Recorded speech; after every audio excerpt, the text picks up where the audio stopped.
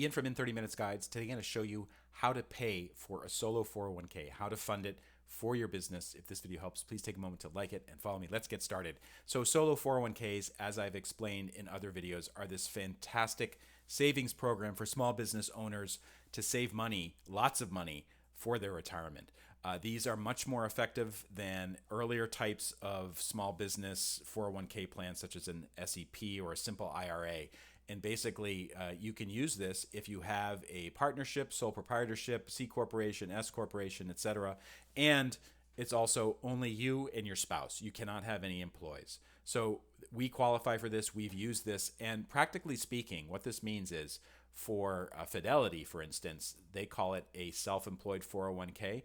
You need to do a couple things to sign up for the solo 401k. There's forms you have to sign. You're basically the plan administrator, and Fidelity has to understand that. And then importantly, you need to work with your accountant to make sure that they understand what you're doing. I've found that a lot of accountants have no ideas about 401k, solo 401ks, or how they work. So make sure that you work with your accountant as well as your payroll provider to make sure the money is properly accounted for. So when you do send in a check to Fidelity or Vanguard or whoever, it's all properly accounted for. And basically, this is how Fidelity works its solo 401ks, which they call a self-employed 401k form, contribution remittance form. And basically, I've done a dummy form here. I do one of these every month. For whatever reason, Fidelity doesn't let you do electronic contributions to these types of plans. I actually have to write out a check and send in a form like this every month, so Fidelity can fund the account. And then once the money is in there, I do an automatic investment, which I set up on Fidelity.com. But this is the contribution form that I fill out every month. It has to have the information about your company, employee tax ID number. The plan administrator is usually you, and your daytime phone. And so in this case, solo 401ks, they can have a maximum of 2 people. That's you and your spouse. In many cases, it will only be you, but some people may also have a spouse who is also participating in the family business or the small business, and they can contribute money too. Fidelity account number, you're going to get that from when you open up the account on Fidelity, or if you're using Vanguard or another provider, something similar. And then there's 2 types of contributions that you're making. You're making the employee contribution, and this is money that's taken out of, you take it out of your own earnings.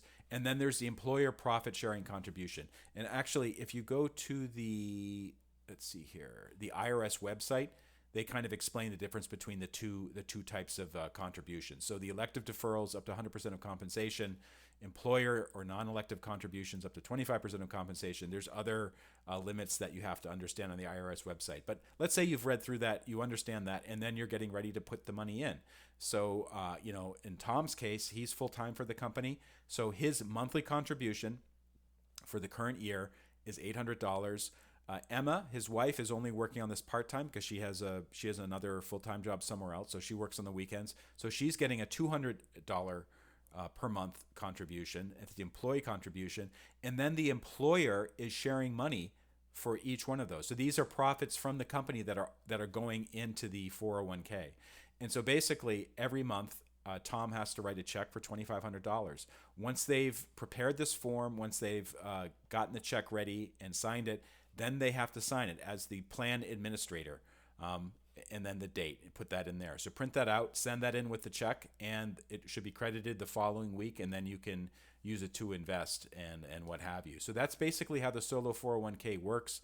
It's a great way to save money for retirement if you own a small business, or even if you have like something on the side like consulting or something like that, something you do on the weekend. You can create one of these accounts as long as you qualify for it. I strongly recommend looking at the IRS One Participant 401k website, as well as the Bogleheads website, which I think has a pretty good overview of how these things work. And then once you've made a decision about you want to open up one of these things, go to the Vanguard website or Fidelity or Charles Schwab or one of the other providers that does these things, and take it from there. This is Ian Lamont from In 30 Minutes Guides. If you go to in30minutes.com, we have tons of books and resources for all kinds of topics, including personal finance, including technology, including health.